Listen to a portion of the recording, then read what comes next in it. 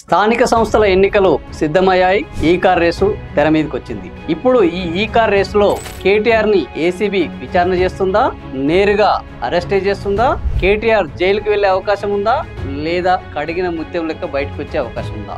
ఈ అన్ని విషయాలు చర్చించుకుందాము.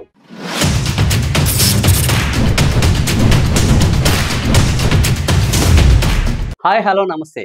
సోషల్ పోస్ట్ న్యూస్ అప్డేట్స్ కు స్వాగతం.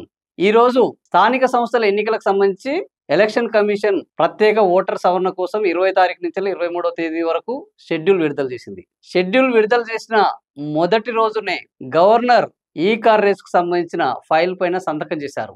ఈ సంతకం ఏంది అంటే, ఈ ఫార్ములా రేస్ లో కేటీఆర్ అప్పటి ప్రభుత్వం పెద్ద ఎత్తున అవినీతికి పాల్పడ్డది. ఆ పెద్ద ఎత్తున ఏంటంటే ఏదో 100 కోట్లు 1000 కోట్లు కాదు, 55 కోట్ల రూపాయల అవినీతికి పాల్పడ్డది. ఇంతకు మించిన నేరము ద్రోహము లేదు అంటూ రేవంత్ రెడ్డి ప్రభుత్వము ఆదేశించడము, ఆ తర్వాత ఏసీబీ విచారణ చేయడము, ఇందులో మాజీ మున్సిపల్ శాఖ మంత్రిగా ఉన్న కేటీఆర్ ని, A2గా ఉన్న అరవింద్ కుమార్ ఐఏఎస్ ఆఫీసర్, అప్పటి ప్రిన్సిపల్ సెక్రటరీ, ఆ తర్వాత హెచ్ఎండిఏ చీఫ్ ఇంజనీర్ ఉన్న బిఎల్ఎన్ రెడ్డి, వీళ్ళందరినీ విచారించడము, ఈ కేసులో వాళ్ళ మీద చర్యలు తీసుకునేందుకు ప్రభుత్వం గవర్నర్ ని అనుమతి కోరింది. గవర్నర్ నేడు ఆ అనుమతి దానిపైన సంతకం చేశారు. దీంతో ఇప్పుడు ఈ కార్ రేసు మళ్ళీ తెర మీదకి వచ్చింది. సో ఇప్పుడు ఏం జరగబోతుంది అనేది అత్యంత ఆసక్తిగా మారింది. ప్రస్తుతం ఈ కేసు 2022-23 ఆర్థిక సంవత్సరంలో 2023 జనవరిలో ఈ హైదరాబాద్ లో నక్లెస్ రోడ్ లో ఈ ఫార్ములా ఈ రేస్ నడిచింది. అయితే తెలంగాణకు, ముఖ్యంగా హైదరాబాద్ కు అంతర్జాతీయ బ్రాండింగ్ తీసుకురావాలని, అంతర్జాతీయంగా అత్యంత ప్రాచుర్యం పొందిన ఫార్ములా ఈ రేస్ ను ఆ రోజు మున్సిపల్ శాఖ మంత్రిగా ఉన్న కేటీఆర్ హైదరాబాద్ లో నిర్వహించడం జరిగింది. దీన్ని వరుసగా ప్రతి ఏడు నిర్వహించేలా ఆ రోజు ఏస్ నెక్స్ట్ జెన్ అనే ఒక సంస్థని స్పాన్సర్ గా పెట్టుకొని ఈ కార్ రేసు నిర్వహించడం జరిగింది. అయితే 2023 డిసెంబర్లో రేవంత్ రెడ్డి ప్రభుత్వం అధికారంలోకి వచ్చింది. అధికారంలోకి వచ్చిన తర్వాత ఫిబ్రవరి 2024లో ఈ కార్ రేసు జరగాల్సి ఉండగా ఇది ప్రభుత్వానికి అదనపు భారంగా మారుతుంది ఆర్థికంగా. సో ఈ కార్ రేసు వద్దు అని వాళ్ళు నిర్ణయించుకున్నారు. అయితే ఈ కార్ రేసు వద్దనడంలో సమస్య లేదు, మానేయడంలో సమస్య లేదు. సమస్య ఎక్కడ వచ్చిందంటే, ఈ సంస్థ ఏదైతే ఏస్ నెక్స్ట్ జెన్ సంస్థ ఉన్నదో ప్రమోటర్ గా, ఈ ప్రమోటర్ సంస్థ వెళ్ళి అంతర్జాతీయ ట్రిబ్యునల్లో ఒక కేసు వేసింది. వీళ్ళు మాకు కనీసము నిబంధనలు పాటించకుండా మాకున్న ఒప్పందాన్ని రద్దు చేసుకున్నారు. దీనివల్ల మాకు పెద్ద ఎత్తున ఆర్థిక నష్టం జరిగింది. కాబట్టి రేవంత్ రెడ్డి సర్కార్ తీసుకున్న నిర్ణయం, దీని మీద మాకు న్యాయం జరగాలి, కనీసము మాకు 400 కోట్ల రూపాయల నష్టపరిహారం చెల్లించాలంటూ వాళ్ళు అంతర్జాతీయ న్యాయస్థానాన్ని ఆశ్రయించారు. సో ఇప్పుడు ఆ కేసు అక్కడ కొనసాగుతుంది. వాళ్ళు అంతర్జాతీయ న్యాయస్థానం వెళ్ళడము, ఇక్కడ రేవంత్ రెడ్డి ప్రభుత్వము ఇదేదో మన మెడకు చుట్టుకుంటుంది.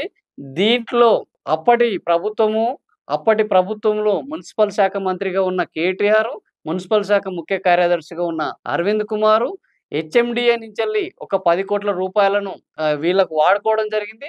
సో హెచ్ఎండిఏ నుంచి వెళ్ళి ప్రభుత్వ అనుమతి లేకుండా డబ్బులు వాడుకున్నందుకు అటు ముఖ్య కార్యదర్శిని కార్ రేస్ నిర్వహించినందుకు అప్పటి chief engineer, HMDA chief engineer BLN Reddy, వీళ్ళని A1, A2, A3లుగా పెట్టి వీళ్ళ మీద ఏసీబీ వాళ్ళు ఎఫ్ఐఆర్ చేయడము, ఇప్పటికే 4-5 సార్ల కేటీఆర్, అరవింద్ కుమార్ వీళ్ళందరూ హాజరు కావడం జరిగింది. సో వీళ్ళ మీద నెక్స్ట్ ప్రొసీడింగ్స్ తీసుకునేందుకు గవర్నర్ అనుమతి కావాలని ప్రభుత్వం కోరడంతో ఈ రోజు గవర్నర్ అనుమతి లభించింది. సో ఈ గవర్నర్ అనుమతి లభించడంతో ఇప్పుడు ఏం జరగబోతుంది అనేది ఇప్పుడు రాజకీయ వర్గాల్లో అత్యంత ఆసక్తిగా మారింది. ఇప్పటికే కేటీఆర్ అనేక సార్లు చెప్పడం జరిగింది, దమ్ముంటే నన్ను అరెస్ట్ చేయండి, నేను ఒక్క తప్పు కూడా చేయలేదు, 2 ఏళ్ళైనది, ఎందుకు ఇప్పటి వరకు ఒక్క దాంట్లో మా తప్పులని బయట పెట్టలేకపోతుంది ఈ రేవంత్ రెడ్డి ప్రభుత్వం? కేవలం బట్ట కాల్చి మీద వేయడం, అక్రమ కేసులను పెట్టడము, అక్రమంగా విచారణలు చేయడం తప్ప అసలు మేము చేసిన తప్పేం లేదు అంటూ ఆయన మొన్న జూబ్లీహిల్స్ ఉప ఎన్నికల్లో కూడా పెద్ద ఎత్తున సవాల్ చేశారు. మరి రేవంత్ రెడ్డి ప్రభుత్వము దీన్ని ఏ రకంగా స్వీకరించింది అనేది తెలియదు. బట్ ఇప్పుడు స్థానిక సంస్థల ఎన్నికలు ముందు పడుతున్నాయి. ఈ స్థానిక సంస్థల ఎన్నికల్లో ఇప్పుడు కేటీఆర్ ను ఒకవేళ అరెస్ట్ చేసినా, జైలుకు పంపించినా, కేటీఆర్ ని దోషిగా నిర్ధారించినా ఖచ్చితంగా బీఆర్ఎస్ కు దీని ఎఫెక్ట్ పడుతుంది. అదే విధంగా కాంగ్రెస్ కు కూడా రాజకీయంగా లబ్ధి జరుగుతుంది. సో మరి ఇది రాజకీయ కోణంలో జరిగిన గవర్నర్ సంతకమా, లేకపోతే యథాతథంగా ఎప్పుడో ఒకసారి సంతకం చేయాలి. అసలే ఇప్పుడు ఈ రోజు సుప్రీంకోర్టులో గవర్నర్‌కు బిల్లులు పంపితే 3 నెలల లోపు సంతకం చేయాలన్న కేసు కూడా ఈరోజు ఫైనల్ విచారణకు రాబోతున్న నేపథ్యంలో ఈరోజు గవర్నర్ సంతకం చేయడం కూడా యాదృచ్ఛికంగా జరిగిందా? తీర్పు నేపథ్యంలో జరిగిందా? ఇలాంటి అనేక సందేహాలు ఉన్న సమయంలో ఇప్పుడు ఈ కేసులో కేటీఆర్, బీఆర్ఎస్ భవిష్యత్తు ఏం జరగబోతుంది అనేది తేలాల్సింది. మరి కేటీఆర్ దీనికి ఏ విధంగా స్పందిస్తారు? న్యాయ పోరాటం చేస్తారా? లేకపోతే విచారణను ఎదుర్కొన్న తర్వాత ఈ కేసు నీరుగారిపోయే అవకాశం ఉందా? చూద్దాం. మీరు ఇలాంటి న్యూస్ అప్డేట్స్ కావాలంటే ఖచ్చితంగా మా ఛానల్‌ని సబ్స్క్రైబ్ చేయండి, ఫాలో చేయండి, షేర్ చేయండి. విలువైన న్యూస్ అప్డేట్స్‌ని ఎప్పటికప్పుడు ఇస్తాం. Thank you for watching.